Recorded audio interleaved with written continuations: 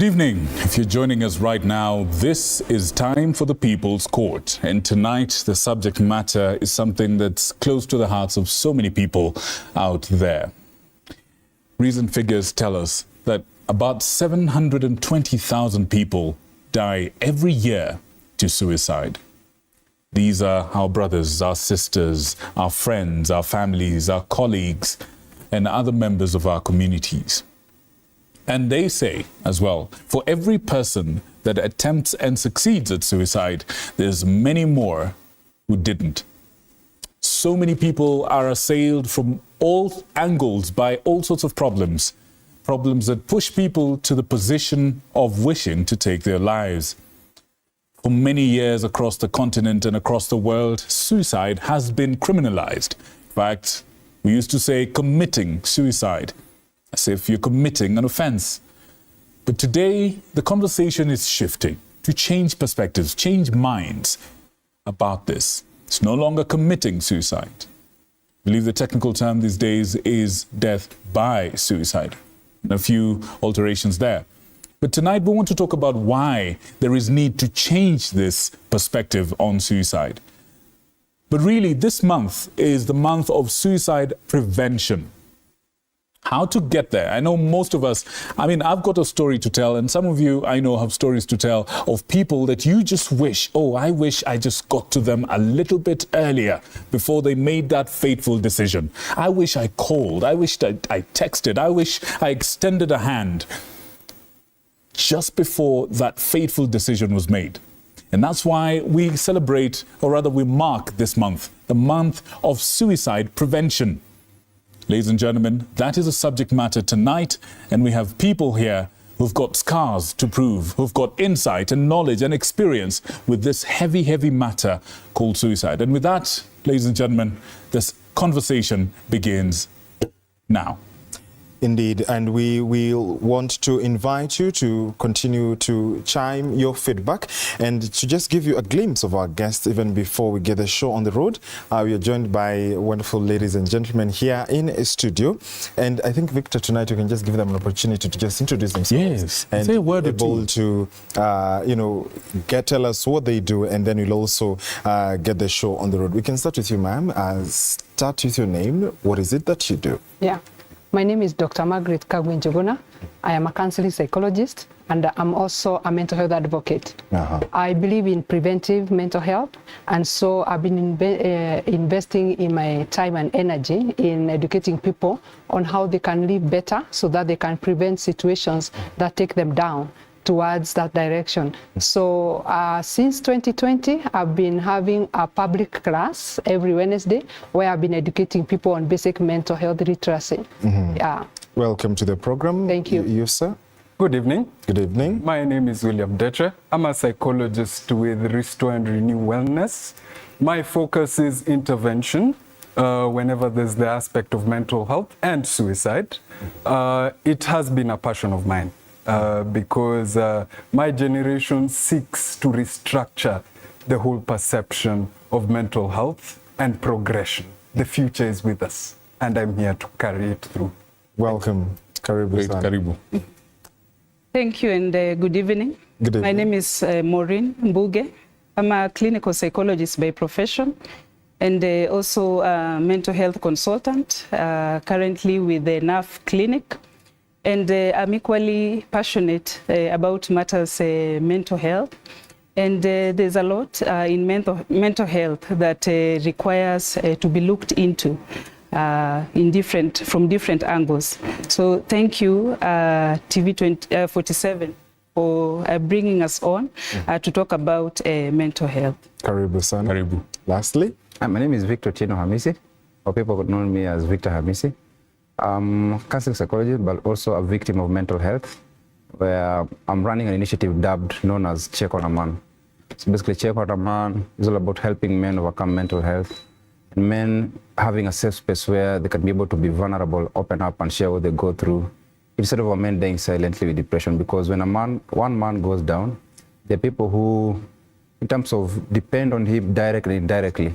And if one man goes down, there are people who will really be hurt. So that's where my passion is, and also to share my story on how I battle with mental health and overcoming six times suicide attempt.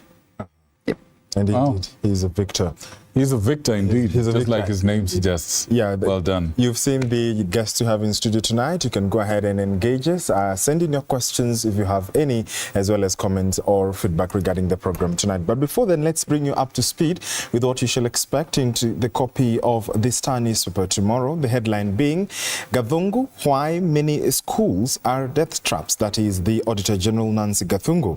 She says that most don't have the right equipment and tools to handle fires. That you can find in page 4 to 5 of the Star newspaper. Cheptegei, former lover, died after complication. Now, Rebecca Cheptegei's former boyfriend has died due to respiratory complications, and his death comes just 5 days after the death of the athlete. Cheptegei sustained over 80% burns, and Ndiema was accused of dosing Cheptegei in petrol and setting her alight in Trans Nzoia, landing her in ICU where she died. That you can find in page 2 of the Star newspaper tomorrow. On the other side, you can see is that there are clinical guidelines. Half of all patients battling mental health problems. Now, do you often feel miserable without really knowing why, or do you constantly feel tired and lack interest in doing even small tasks? Such symptoms, which may point to a mental problem such as depression, are quite common according to the Ministry of Health. That you can find in page 2, and I can see our guests are nodding, and we shall also be debunking that. On matters police impunity, Masengeli could embolden rogue officers. That is the lobby, which is the International Commission of Jurists, which has warned that Acting Inspector General of Police Gilbert Masengeli and his conduct could trigger more cases of impunity and police brutality. Masengeli has come under fire for snubbing court orders. That and much more you can find on your copy of the Star newspaper tomorrow, Wednesday, 11th September 2024. Victor. All right. Now, I think there's something in that newspaper that I wish to begin with as just kind of like a vibe check or a situation check. And maybe, Mr. Deche, I want you to start with us. And the same question all of you will answer. From where you sit, where are we as a country when it comes to awareness of mental health challenges? And where are we when it comes to how we see suicide today? Well, to state out straight, we are progressing as a country. We are introducing venues that really encourage mental health awareness. This wouldn't be possible a few years back, but it's an indication of growth at this moment. When we look at awareness in regards to suicide, I mean, this day can witness there are a lot of mental health practitioners who step outside and look forward to working with individuals. There is also an encouragement from the government to put these mental health practitioners to the front line to assist and to press forward with the whole agenda of mental health awareness. But there's still a lot to be done. There's a lot to work on in regards to implementation of awareness, to make it vast, to make it accepted, to change some laws that look into mental health and suicide. All right. Specifically. Yes. All right. All right. Thank you for that. Dr. Margaret, where do we stand on the numbers, and what story do the numbers tell, and what story don't the numbers tell? Number one, I would say that we still don't know the numbers in Kenya because majority of the cases of suicide are not reported, because people are still look at suicide as like a family failure or a failure maybe in a workspace. So for me, I feel we don't know the full numbers, but statistics say that 4 people die by suicide every day in Kenya.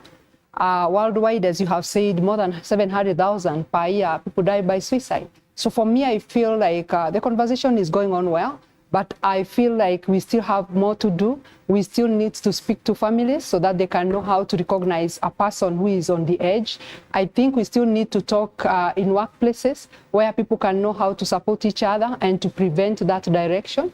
And I am happy that we are having that conversation at a national level, where we can be able to ask, what laws can we change so that we can create an environment where people struggling mentally can be supported and they are not actually judged. Yeah. All right. And then, Maureen, I need your perspective on this. One of the things that keep coming up is that families are the forefront of actually masking the numbers, distorting the numbers because they're not reporting these cases. Yeah. But at the same time, families are at the forefront as the first line of defense, as support systems. Talk to us a little bit more about what you think the role of families in the theme, which is turning the tide on matter of suicide, is, please. Thank you. In regard to family, the family is the main social support system for persons with mental health issues contemplating suicide. And I would like to say that suicide is still an issue that has a lot of stigma. It is people don't want to talk about it as much as it should be talked about. People don't want to say that there are individuals in their families actually who are contemplating suicide, or if there has been a suicidal case. People in families do not want to express this. So I would want to say at this point that a lot of sensitization is still required for the family as a support system to understand their role in supporting persons with mental health issues, and especially those who are suicidal. So the family does play a big role. Sensitization will help a lot. It has begun. It is ongoing. The conversations are there, but we still have a long way to go in regard to bringing these issues into perspective, so that the social system, the main social system that is the family, can have a good understanding of how best they can support persons with mental health problems and who are also contemplating suicide. Right. Victor, your story is quite, inspiring, whereas it's eye-opening in equal measure. Could you just, tell us what especially, the first case, the first chance that you, went ahead and attempted this? What exactly was going through your mind, and, what perhaps could have led you to that? So first, like I said, so when I lost my parents at the young age of 11, turning 12 years, and then my mom was the last person to pass. So my dad passed, and then my younger brother I'd say was killed, yeah, in a very funny way. And then my mom died. For me, up to a day, I don't believe that toothache can make someone die. So when mom passed, the condition back at home changed, because we moved from Nairobi back to home when our dad passed. Everything was taken, and then we used to live with my mom and my younger brother, but my sister was back in Nairobi with someone, so she came and joined us. And then when mom passed, life really changed, because from now having someone who was your support system, now living with people who are now new to you. So when mom passed, my younger sister was taken to a children's home. I was supposed to go to a children's home, but then I gave that chance to my sister. And then the brother to my dad would beat me now and then. So this day, I used to play, in Luo we call it Oyeke, in Migori, yeah? Asad Johnson. So I was, the guy that used to play this thing was absent, and then I took advantage of that. And it became the role, we moved from district to provincial. And then this day, when we were practicing now for the provincial, that morning, I took the cows to the grazing, and then instead of taking them in the afternoon, I went to the practice. Now, when I came in the evening, he removed all my clothes, tied me with the rope, same rope like the one on the screen, yeah, and then caned me. I still have some marks back in my head. And then I took that rope. After that beating, I took that rope to go and hang myself because I saw a space and a place that I didn't now think that was home and was conducive. And the worst thing is I hated myself now. And that's when I took the rope to go and hang myself. And when I was just about to do it, a voice came. If people say that there's no God, for me, that was the first time I believed that God. A voice clearly told me, these are not the plans I have for you. And I walked down straight to the river, you know, Bakshags up country. There's small plants we call akuno in Luo. I went to have some. And then there's this station, if I'm allowed to say so, is from RMS. There's a program called Mseto East Africa. And that afternoon, that was the first voice at 1. And they said, tafadhali, kama unataka kuyachukua maisha yako na mambo unayoyapitia yamekuchosha kwenye maisha, kuna wengi wanaopitia katika changamoto unayopitia, piga vumbi, endelea na maisha na Mungu ana mipango mema nawe. And that was Mzazi Willie M. Tuval. And up to today, Mzazi is my best friend. Yeah. So that afternoon, I walked from Migori coming to Nairobi, but I went via Homabay because there's a friend of my mom who my mom connected her to be married with a certain friend because mom was a fishmonger. And then I found they were not there. And then I stayed there for 3 days, came to Nairobi. Now when I came to Nairobi, that's when the worst happened. And I lived with an uncle who would drug and rape me for more than 3 months. And yeah, life took a turn around of my life. I thought from a frying pan to a oh yeah. And I had first warning of his other brother. And he told me, be careful with Uncle X. But I didn't know, because I was a young man, I didn't know what he was talking about. Unfortunately, he would do this each and every night. And one day he came drunk. And he told me in Swahili, Sheng, sunipe venye unipea. I was like, what have I been giving you? But previously, I asked him one day, I'm feeling some pain on my... And he told me that was hemorrhoid. I didn't know what hemorrhoid was till now I became a grown full-up man. Because I would go to the toilet, blood coming out, having pain, being used to painkillers each and every now and then, no proper hospital checkup or treatment.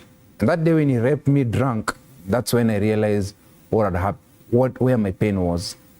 And it's not, you know, it's really shame for a man to come and tell you that I've been raped.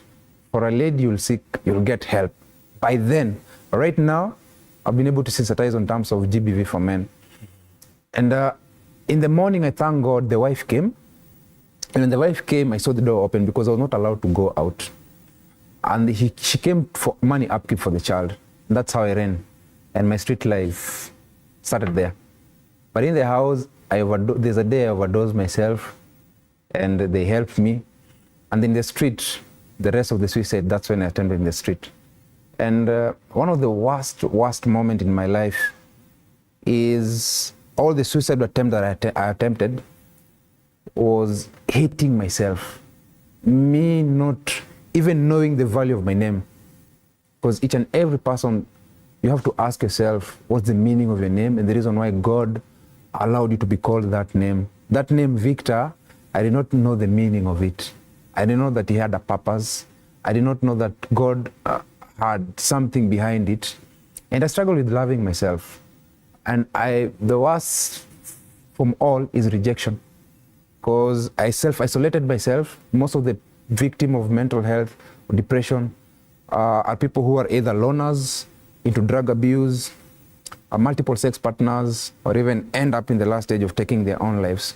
For me, those three things, I was a loner.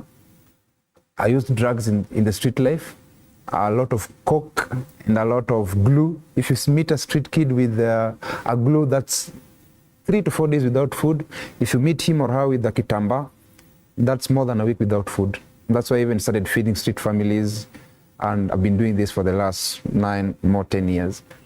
And just to finish is that I struggled loving myself until I met someone who was very close to me, That's my late wife.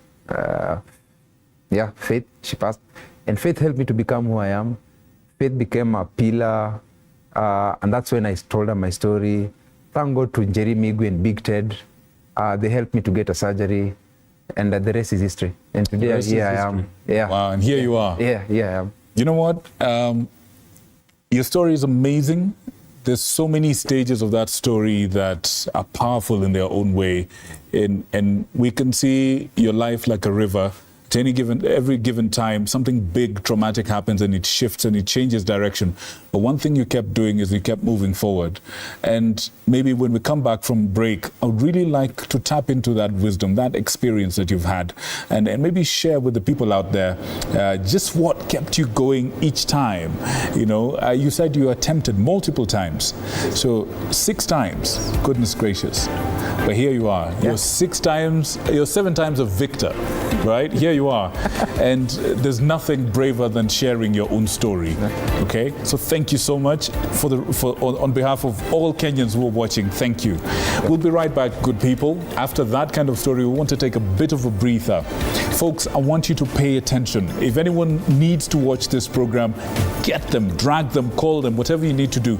Get them to talk, to come to this program, to watch this program, because tonight we're talking about something that's close to you and I, and from real experience, from victorious experience, and from insightful experience. We're going to be taking a short break. We'll be right back. Please keep it here.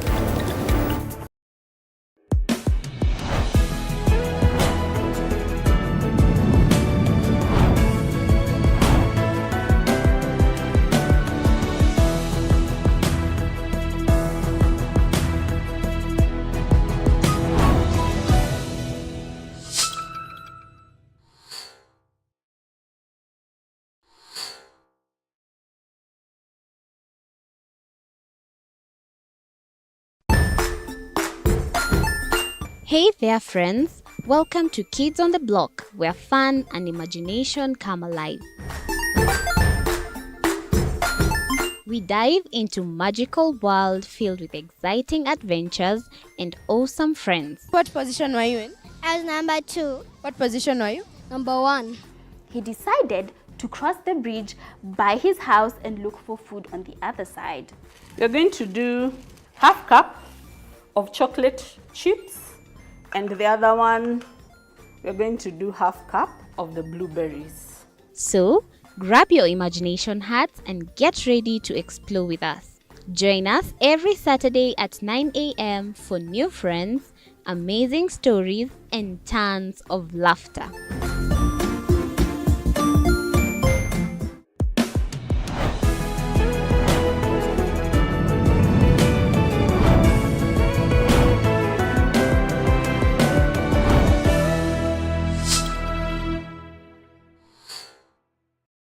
Join us as we explore the journeys of those who defy the odds and break barriers. We dive deep into the stories of triumph. Sometimes when parenting a child with a special need or whatever disability, family life becomes a bit complicated and you may end up raising the child on your own. Here, we inspire. I have a farm which one we showcase with other dyslexic youths and autism how to farm. Motivate. It's never easy, but what we do, the best thing is to work with another parent who has an elder child than yours. And break through the barriers one story at a time. Push your boundaries beyond the limit. Saturdays at 8 p.m.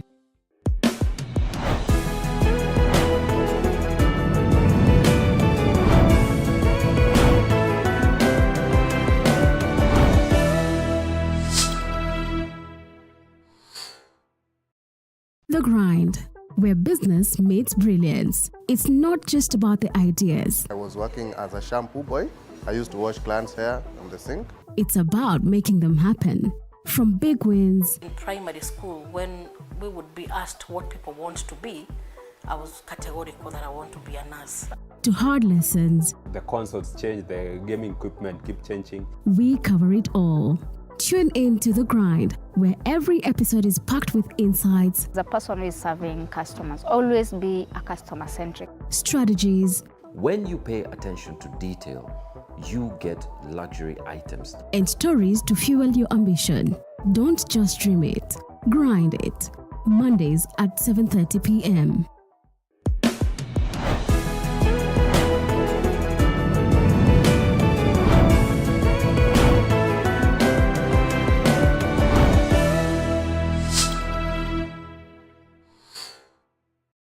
Jiunge nasi tunapoangazia safari za viongozi bora.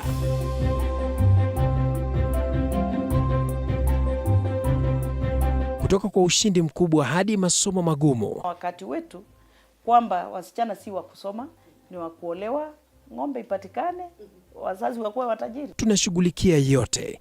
I wish I were a better investor. My parents taught me how to look for things for myself. Tazama Mfahamu Kiongozi, ambapo kila kipindi kimejaa maarifa, mikakati na hadithi za kukuza azma yako. For me to succeed, I have to fight. Kila Alhamisi saa 1:30. Suicide. Before the break, we've listened to Victor Hamisi's story. He's the founder of Chekonaman. And I want to bring in Maureen Mbuge, especially on the issues affecting contemporary society as it is right now. If you look at the last 12 months, the last 1 year, especially in this country, we've seen, of course, a call, and everyone has been advocating for mental health awareness, and there has been a lot, especially with the protests that came about. People spoke about that a lot. If we could look at the similarities that, in Victor's case, for instance, and in the contemporary way of life, especially in the current circumstances as a country, young people do not have jobs, they have to cohabit or live with other people. Yes. What are some of the factors in a person's life, in a young person's life, be it a man or a woman, we can begin with the generic view, that could contribute to mental instability, as it were, knowingly or unknowingly, and how then can even the society start identifying and saying, okay, fine, this is where the problem seems to be beginning? Yeah, thank you for asking that. There's a lot going on in our society today. And let me start by talking about the socio-economic status that everybody is talking about, and how much it has affected everybody in one way or another. And speaking about young people, I believe and I feel like there's a lot of anxiety around, because they basically do not see a future, they do not see a way forward. And even as Victor was narrating his experience, some of the issues that he mentioned are very much alive today and in the present times. Many youth are going through the schooling system, and at the end of it, there are no jobs to go to. So it becomes very difficult for them to be able to manage their lives going forward. And generally, there is a lot of poverty around. Many people are experiencing poverty, and you find that that in itself is also a precursor to mental health problems that we are seeing today. And beyond that, even the rising cases of suicide, and especially as being seen in young people. I might also add that with young people, there's a lot going on around social media, leading to peer pressure that is being experienced today.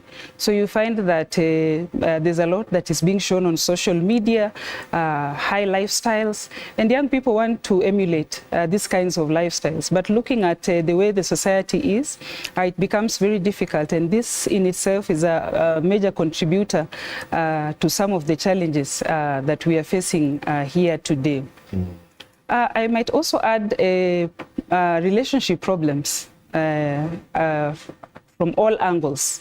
And speaking of relationships, not only romantic relationships, but I'm also speaking about relationships between parents and children, between siblings. There are many, many challenges in relationships today. There's a lot of transition which has taken place over the years. And I think with social media, the way relationships are being perceived, I think, have really changed a lot and contributed to mental health challenges that are being faced by young people today. So a lot needs to be done to that regard, to just help bring things back into perspective. And also, I would speak to creating awareness a lot and a lot of sensitization around mental health issues, so that there's an understanding to these issues, and so that people are also able to manage the mental health issues as they come along. Yeah. Deche, when you look at, we are in the gender that is, said not to open up, one. So there's instances where even in contemporary society, in the home setup, even at the workplace, you could notice that someone has, mental health issue.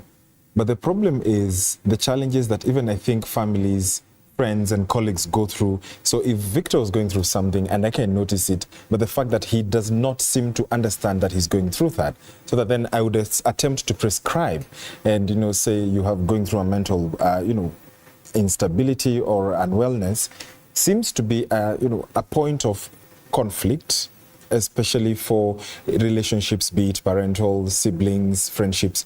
Talk to us about even identifying as a person that I could be having a problem to a degree, whichever, on the higher register or on the lower register, and how then to be able to even allow myself to get help and even allow the people around me to give me help.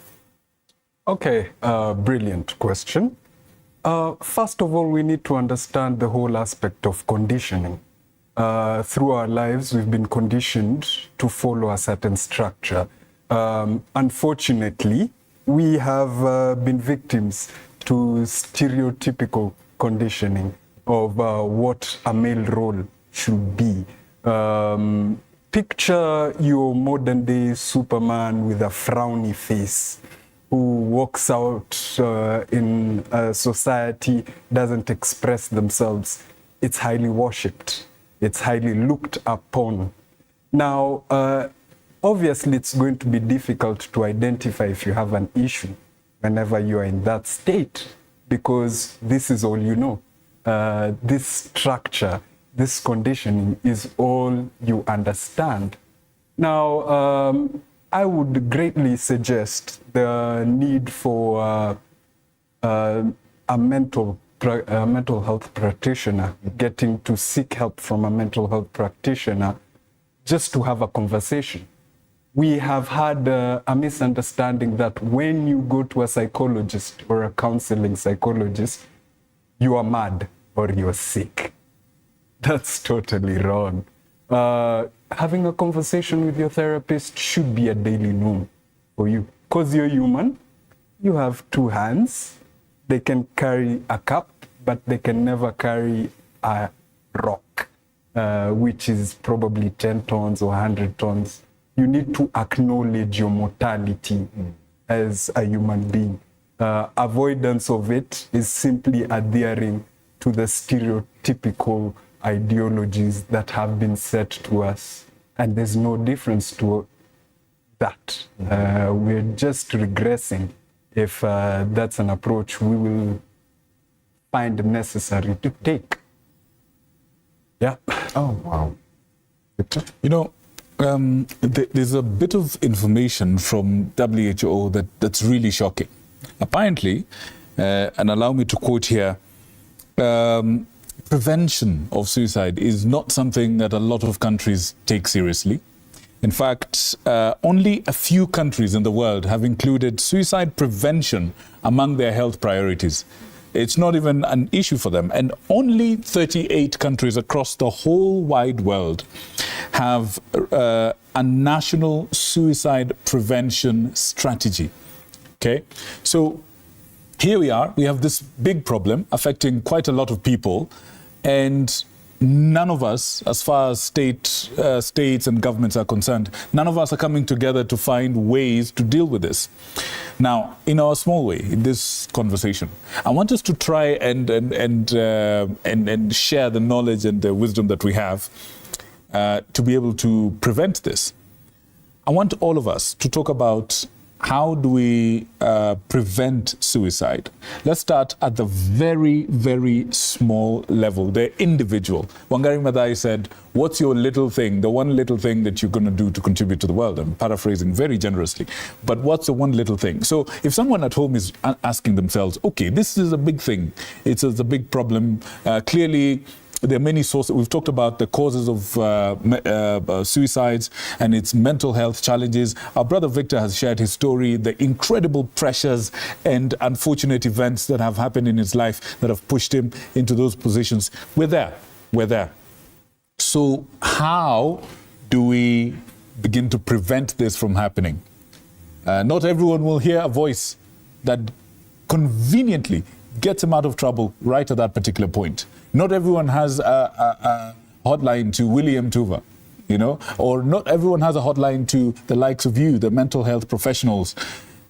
Let's start there, at the individual level, then at the family level, then at the community level, and then at state level and so on and so on. Let's break it down. What can we do? Let's start with you. What can we do? Thank you so much. That's a very important question. Number one is self-care, self-awareness. First of all, allow me to, what is this? Everyone says self-care. Yeah. For many people, self-care is the difference hydrating and minding my own business. Vaseline and lotion. Now when you graduate from Vaseline to lotion, you only self-care. So, what is this? Talk to us. What's self-care supposed to be? Self-care, we growing up, we were taught that self-care is grooming. Yes. But now I want to go beyond grooming. Yes, please. And I want to go to even your body. Because I usually say that your target in life is to have your body carry you for the longest. And so for you to be able to make it happen, you need to take care of your body. So you need to listen to your physician, what they are telling you, what you need to do, what you need to stop doing, so that your body can take you for longer.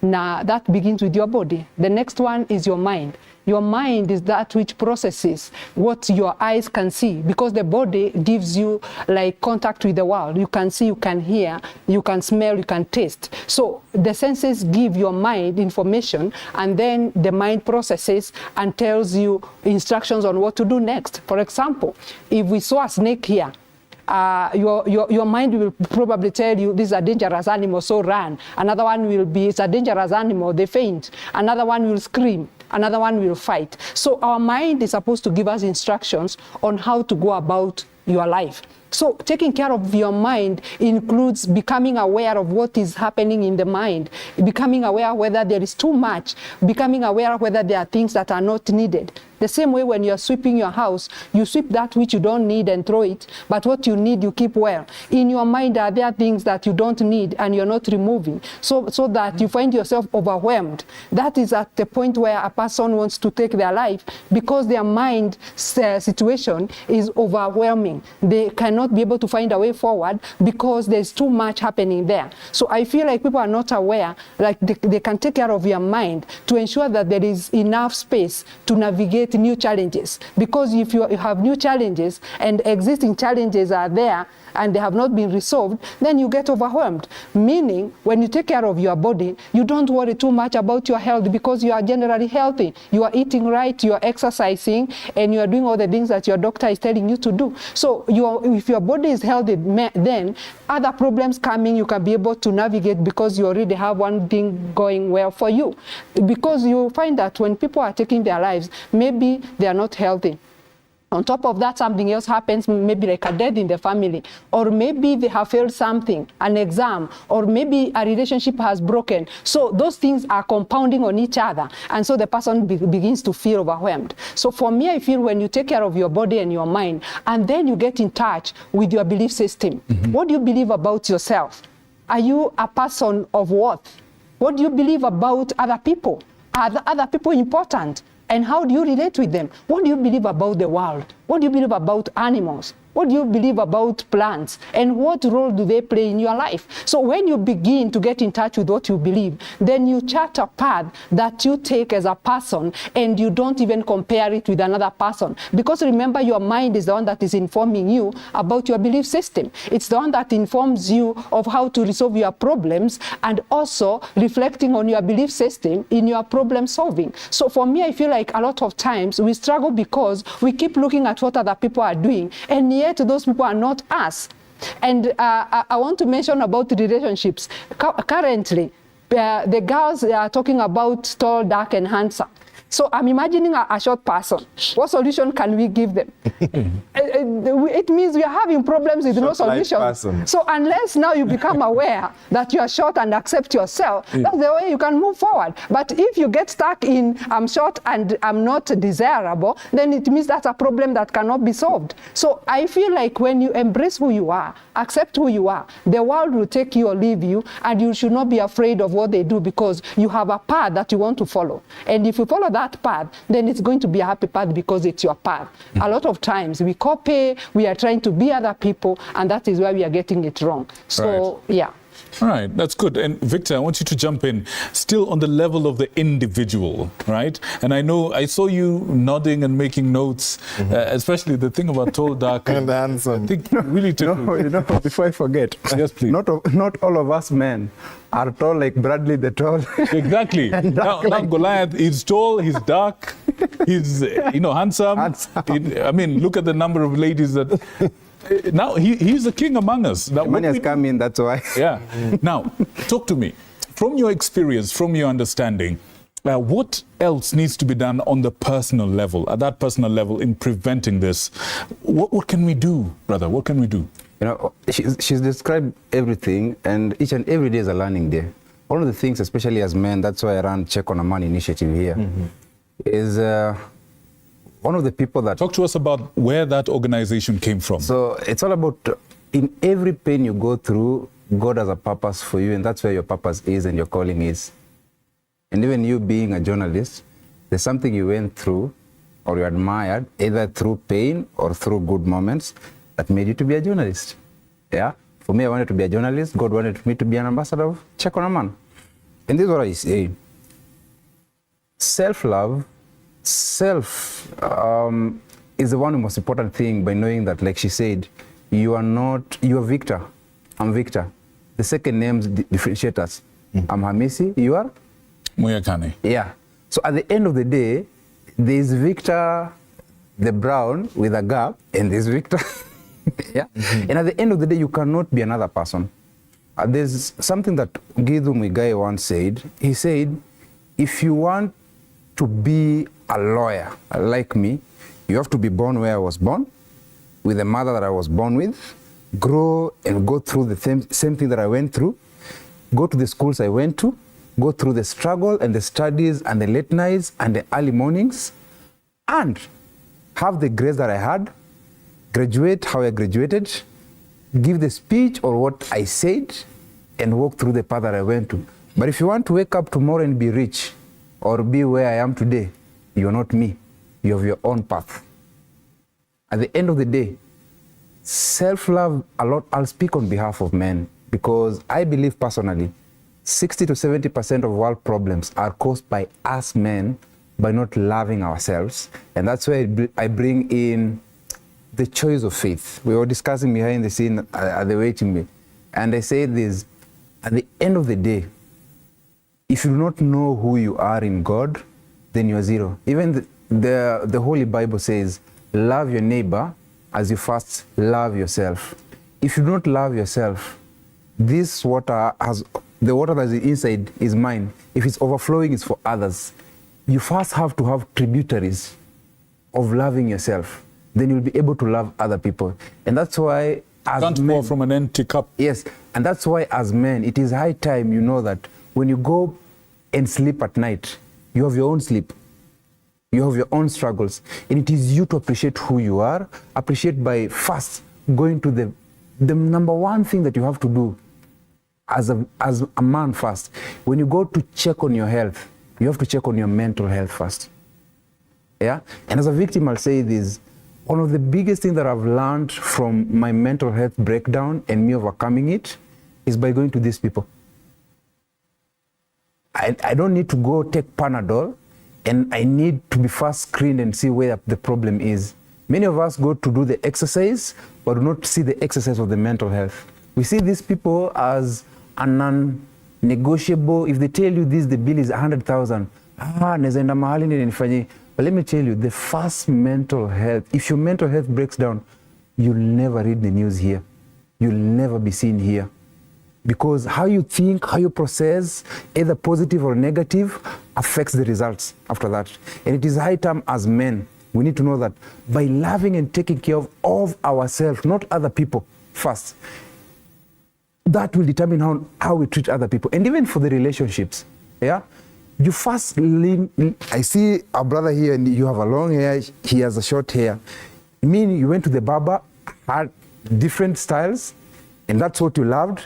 And how you take care of yourself and even the nice clothes you have, that's how you can reciprocate and even loving a woman. So if you don't love yourself, that's how you reciprocate to others. By the how you treat others, we see how you treat yourself. Yeah. How you take care of your room and yourself behind the scene, reciprocate you in the public life. And in the public domain, let us not pretend. Let us stop this fake life, smiling on the screen, saying good evening, good morning, faking fake smiles.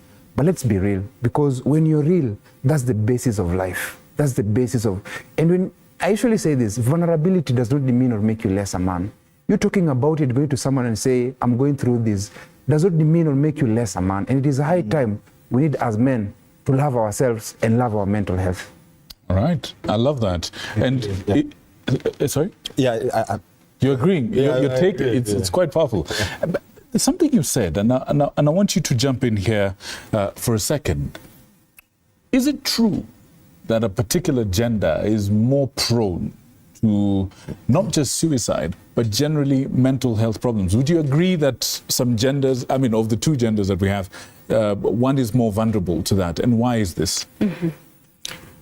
Yeah, I would agree that gender is very important to talk about. And statistics show that for every 3 male, we'll have 1 female dying by suicide. And the reason why we are talking about a male, actually, most suicidal deaths by male, is because usually when men decide or have lost hope, decide that they want to end their life by suicide, they actually will take the most lethal means to actually die by suicide. So you find that actually when men have a plan to want to die by suicide, they will actually actualize it, and it will actually happen. But on the other hand, when it comes to women, you find, or the female gender, you will find that in as much as they have planned to die by suicide, the means that they use might not be as lethal. And therefore you find that there will be more attempts with women. It has also been, a lot has also been said about attention-seeking behavior from the female gender. And besides that, I would also add that suicide, again, is an underlying condition to mental problems such as depression, such as anxiety, again, that are quite common in both men and women. But you find that with women, in as much as they are depressed, they will find avenues to share their challenges, to be able to talk about their challenges. And therefore you find that the cases might be a little bit on the lower end. So it is true that gender does play a role. And the lethality of it is one of the things that actually sets it apart, that men will actually be more who have died by suicide. Yeah. Decha, I mean, you are, work in this field, and you know the prescriptions. You can tell when someone is going through trouble, and you can be able to advise. But even in a setup, for instance, if I felt like I want to open up to someone, perhaps I could not afford the costs if it is, it is being charged. How do I identify that, this is someone I can trust and open up to? This is someone that I can help, weigh down this issue that is probably weighing me down. Those who are firstborns, acting firstborns, when you're going through a lot, when, at work you are expected to do A, B, C, D, what are some of the pointers that even before you seek more specialized help, that you can identify and say, okay, this looks like someone I can do it with, or do I even go ahead and journal it? Okay, good question. I'd like to point out the aspect of normalization when it comes to the conversation on suicide. Now, that closely attaches to trust. Whenever I approach someone, I wouldn't want that person to be shocked or criticize me directly whenever I express my feelings, whenever I point out that, I think I've reached a point that I cannot proceed in life anymore.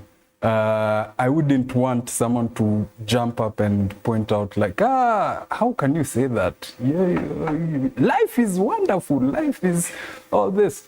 When we look at normalization, when we are conversating about suicide, we talk about some certain aspects as listening first. Someone who listens to you, someone who understands without disrupting the conversation, someone who isn't willing to be subjective as an individual.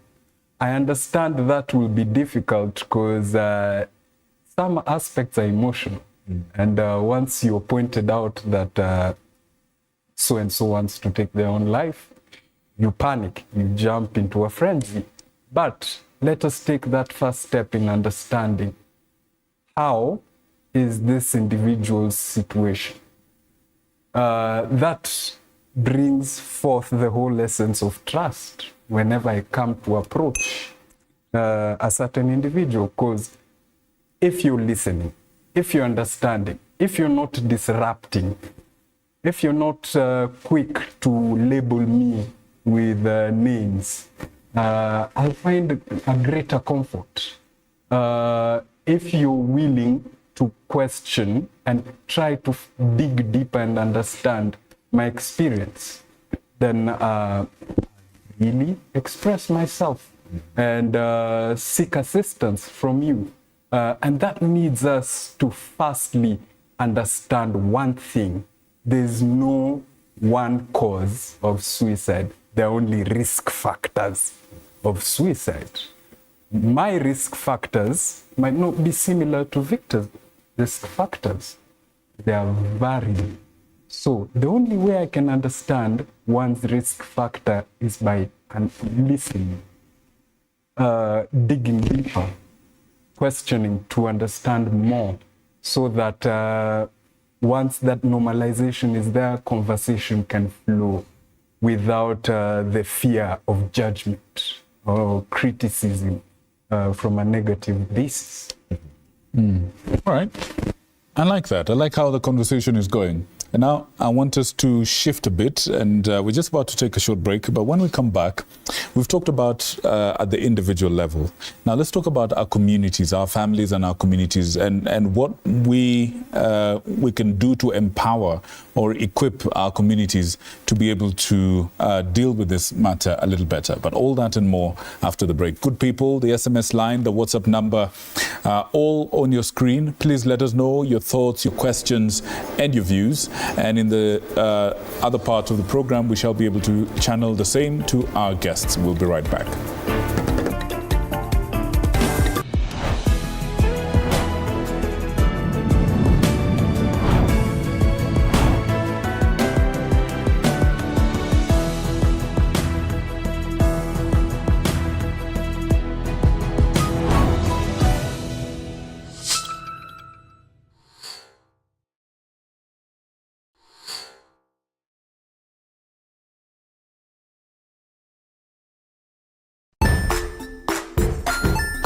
Hey there friends, welcome to Kids on the Block, where fun and imagination come alive.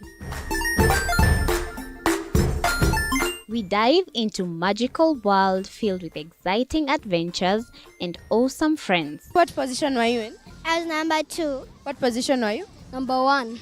He decided to cross the bridge by his house and look for food on the other side. You're going to do half cup of chocolate chips, and the other one, we're going to do half cup of the blueberries. So, grab your imagination hats and get ready to explore with us. Join us every Saturday at 9 a.m. for new friends, amazing stories, and tons of laughter.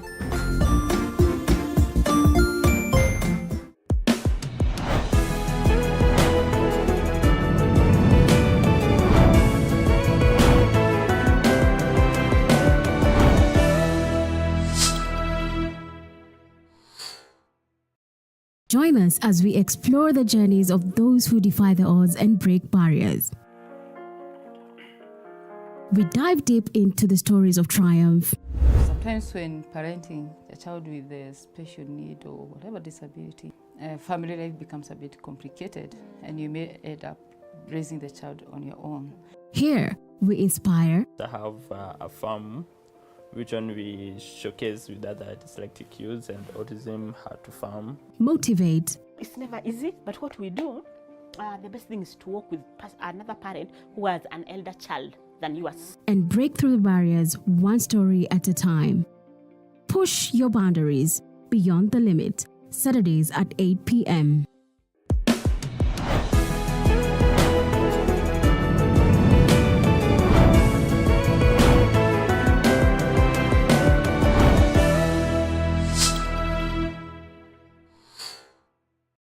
The Grind, where business meets brilliance. It's not just about the ideas. I was working as a shampoo boy.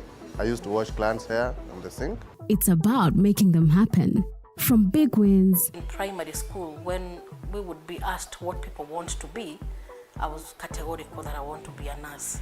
To hard lessons. The consoles change, the gaming equipment keep changing. We cover it all. Tune in to The Grind, where every episode is packed with insights. The person who is serving customers, always be a customer-centric. Strategies. When you pay attention to detail, you get luxury items. And stories to fuel your ambition. Don't just dream it, grind it. Mondays at 7:30 p.m.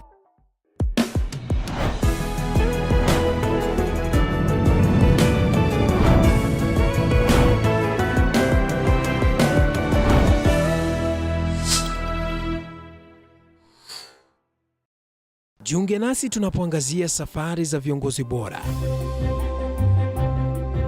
And I believe one of you has understood the assignment and sent in some feedback. I think there's a gentleman there. He says, hi, this is Kelvin Kahi from Syokimau. One way to curb suicide is examining ourselves. Secondly, parents should be open to their children and engage their children in church groups and counseling programs. If every church in every locality practices serious counseling programs to the community, we could be far away. Churches should freely discuss with parents or guardians of their children and try as much as reaching them at their convenient places. Absolutely. So clearly we're shifting our thinking to now more collective groups. Talk to us a little bit about what can we do at the community level more than the individual now when we hold hands and try to attack this problem. What options are existing for us and what opportunities exist for us? Okay, thank you so much. I'll begin with the family. And the family is the basic unit where life begins and all lessons begin. Beginning with how we speak, even the language we speak, how we communicate, how we seek help, how we even resolve our conflicts. We learn from home. And home should be the place where we call the safe haven, where when things don't go right, I can go back home.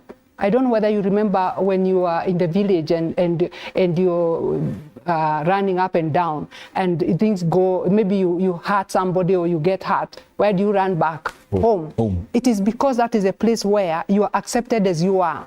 And if we became aware that families are supposed to be self-healing systems, where a problem in one person is supposed to be tackled by all people, then it means we can be able to reduce the suicide rates, especially in every family, because we become aware of what's going on in your space. Children can be taught how to seek help. They can be taught how to recognize each other's struggles. They can be taught to own and carry each other's burdens. That is the way to ensure that a person is not silent in their struggle. They can be able to say something to somebody, and then they can be helped. So families should be warm, should have a warm environment where everybody is approachable.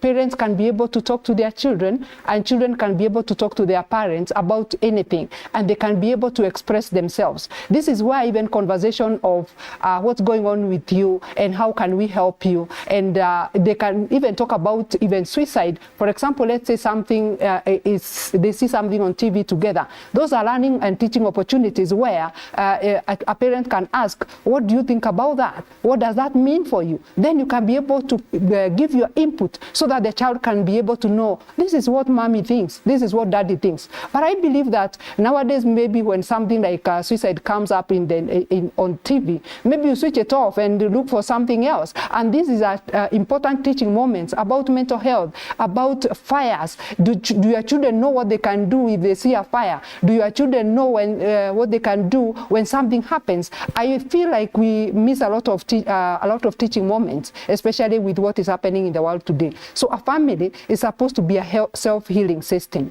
where parents can get healing from their children, children can get healing from their parents, and they can also now know this is a time we can seek help from outside, because as a family, we are unable to resolve this problem. Maybe the parents have seen that their children have maybe a mental struggle. Maybe they can now see a professional. But families are places where we need to teach each other how to relate, how to seek help, and how to solve our problems.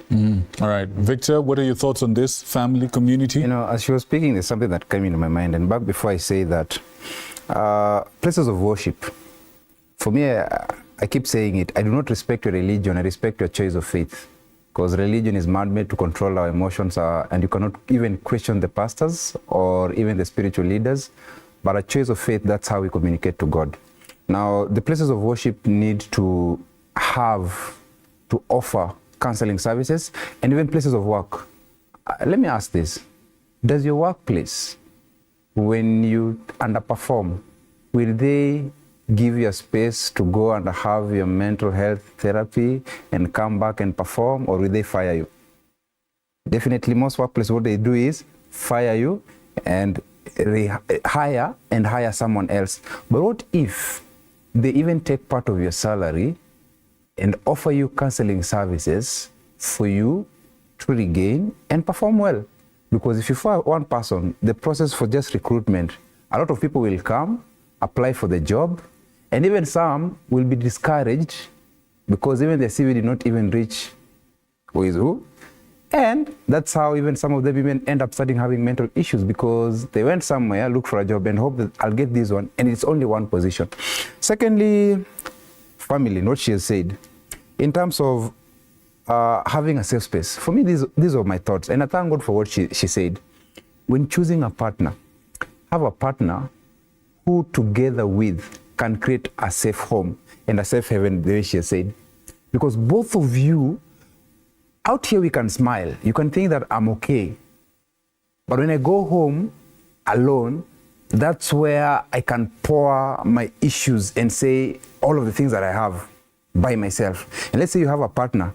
This is someone you'll have with till death do you part. Is he or she someone that you can be vulnerable and share with anything you're going through? Or will he or she join the bandwagon of the society and judge you? So in choosing a life partner, look for someone who is not only godly, but someone who will feel safe with your issues. Secondly, for the parents, because we have a future generation. As parents, we are doing very bad. We are so much into work, we've left our children in the hands of three people.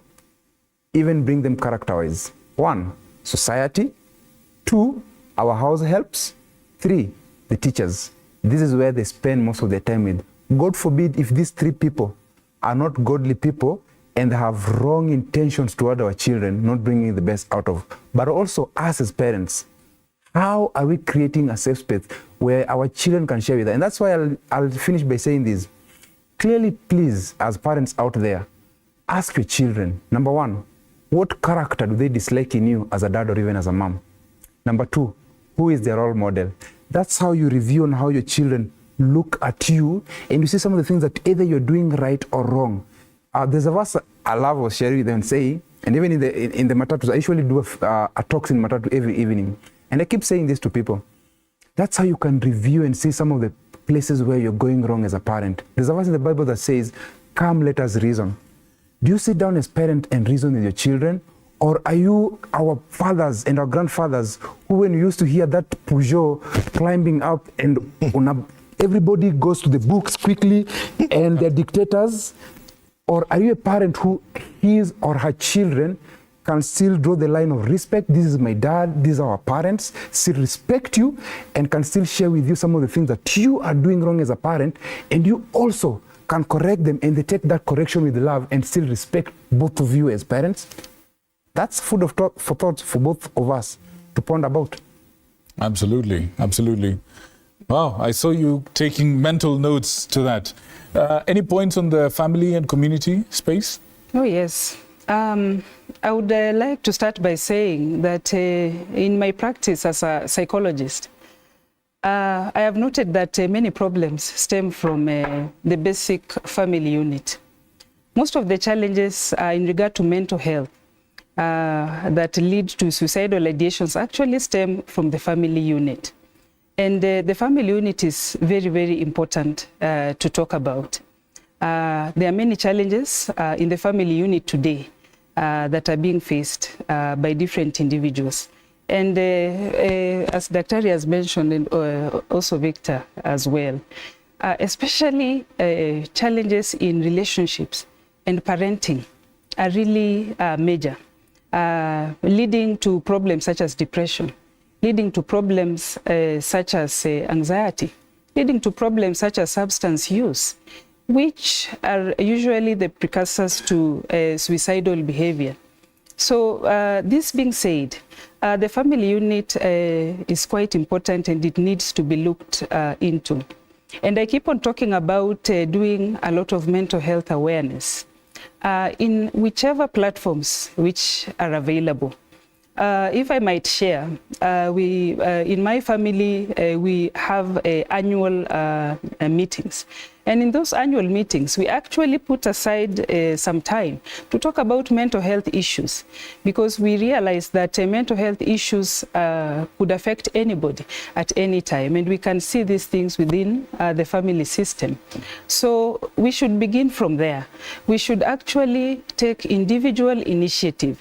And beyond that, speaking about the community, we are talking about schools, the role of schools.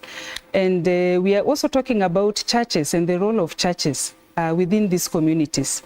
We are talking about local administration. What are they doing in regard to ensuring that there's mental health awareness and also sensitization being done? I am seeing schools nowadays are taking up the initiative. Some schools are calling in mental health practitioners to talk to parents, to talk to children, especially now close to examinations, a very anxious time for the candidates. And all these are important initiatives that can really help in steering the mental health agenda forward. So I believe that a lot can be done, but I would like to say that it really starts with you and me. Every individual has to take initiative in regard to their own mental health, to have an understanding of some of the mental health challenges that you and me as an individual, we might be experiencing, the psychosocial stressors that we might be going through on a daily basis. As we had said, we are in harsh economic times. Everybody is complaining about how the economy is not favoring anybody at all. And this in itself tells you that the mental health cases are on the rise, and suicide cases as well. So a lot has to be done. The churches should take up their role. Schools should take up their role.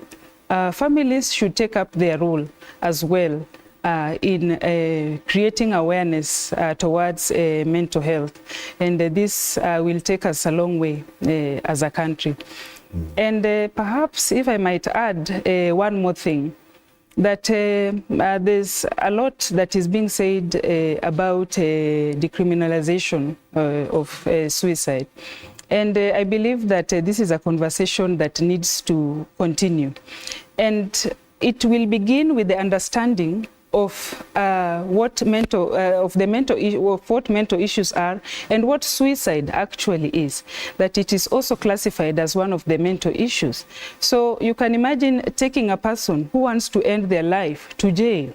Are we helping this person, or are we putting them in a worse off situation? So we need to think about these things, and we need to do a lot of sensitization in order for persons in influential positions to understand that suicide or dying by suicide is something that nobody would want for themselves. It is actually an underlying condition to the mental challenges or the mental disorders that are there. So that is something that, again, I feel that should really be looked into and talked about in depth. Yeah. Yes, indeed.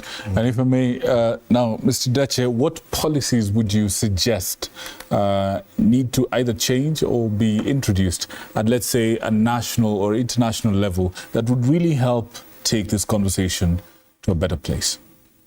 Before we even get further, I would urge, for the decriminalization of suicide before we even take a step. Because now we will have a very healthy conversation in regards to what suicide is, what suicide means, and a plethora of risk factors that might be there. Second, I would suggest the possibility of introduction of mental health to syllabus level. Let kids learn about mental health. Who is going to get any harm from this?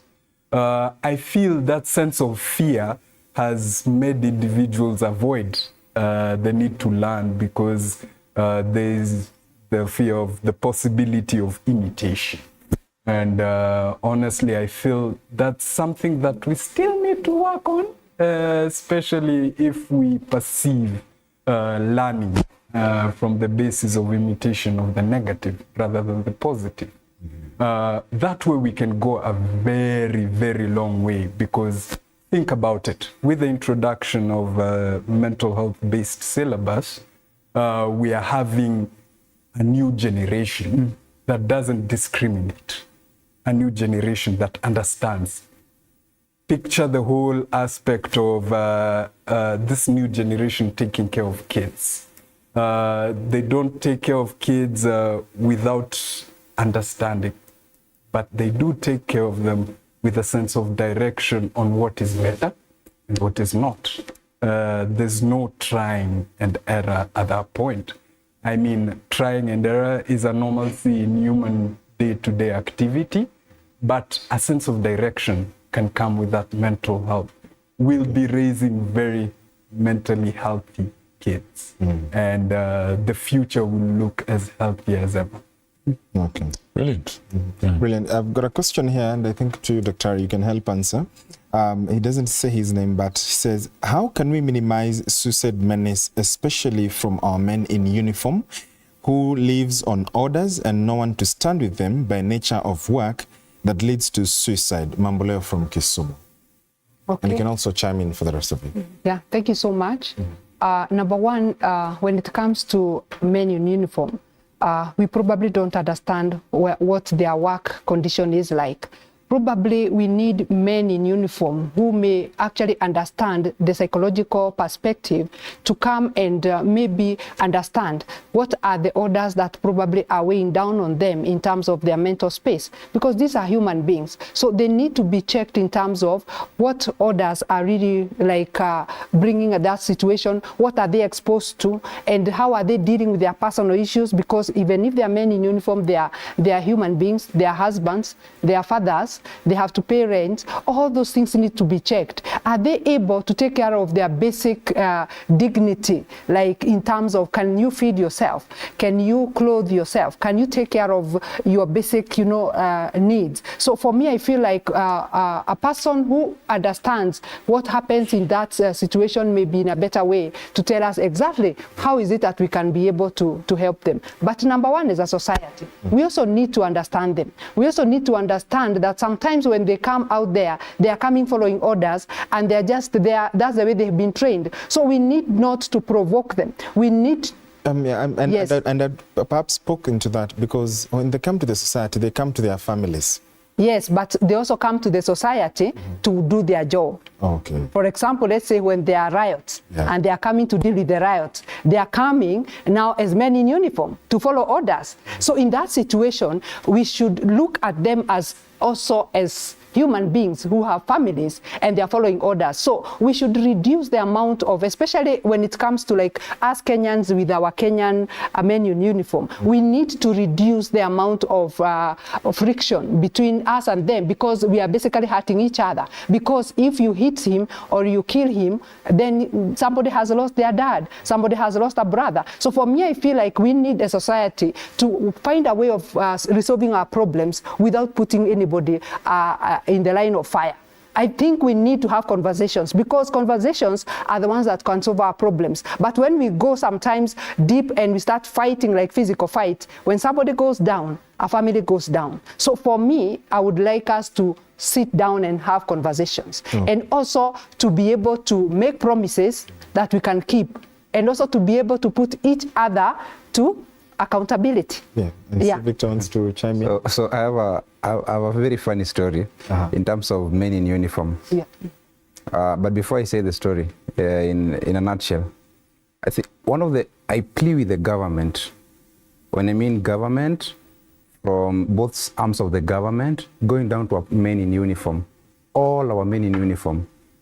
When you're going to train them, you train them for a specific purpose. But please, they are trained to take orders, not them to give you orders. But this is where also I'd want the government to do for the men in uniform. Please don't order the emotions of their mental health. Give them a space where they can share and say what they feel, what they think, and what they want to be done. Don't just order them on much, and you go to the extent of ordering their mental health. That's where the biggest problem is. Give them a free space where they can share the emotions. And they need, as a country, also as both civilians, government, and the citizen of this nation, we need to love. I know not all of them are good. I know all of them are not good. Some are not good. But I have a police who once paid my driving. A former DCI who was working at Parklands police station, who paid, when I was a street boy, paid me a driving school at AA in Sarit Center. That shows you how men in uniform are. So please, as you give them orders, please don't go to an extent of cuckooing them, even in their mental health. Secondly, in our homes, this is where I thank God that this conversation is flowing.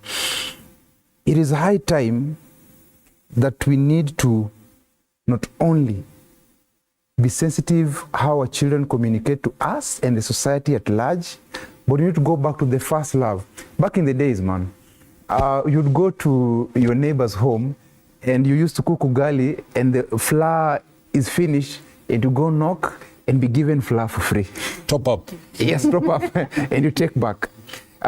Your child would do something wrong and I would find her and cane her, not in extent of harming her, and she'll not even come and tell you, Mom, and wipe her tears and say, Mom, I've been beaten by so-and-so. Because if you said, they will ask you, what did you do? Why? And you'll be added another mom. Now, there's a story behind this. We have also to take care of each other's mental health as a society. You see a man going down, we don't laugh at them. There's a something that I heard on my social media whereby a man is drowning and all of us are on selfie and camera mode. To capture the moment. Yeah, man. And we laugh at it. And this thing has two names. It is a phone and it's a cell and a phone.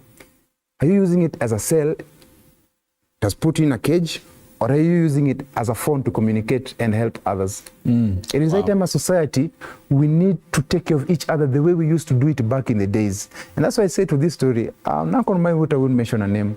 I went to visit him in Homa Bay, and I found in his house, the gas was not there was no food, and he only took his cap, his uniform, stopped 3 vehicles, found 4,000. I was able to refill the gas and have food. Wow. And it is high time. We need to do away with corruption in the men in uniform and take care of their mental health, because first we're human beings. All of us, we communicate to God through prayer. Love your neighbor as you love yourself. Instead of judging them, if you have nothing to tell them positively, please walk away. But if you see them doing something wrong and going emotionally and doing bad things and their mental health is deteriorating, please help them. But if you have nothing to say, keep mum, please. All right. Listen, folks, this is a wonderful conversation, and I think we're at the place where there's a common thing I like to say, that sometimes the conversation can be bigger than the time that we have.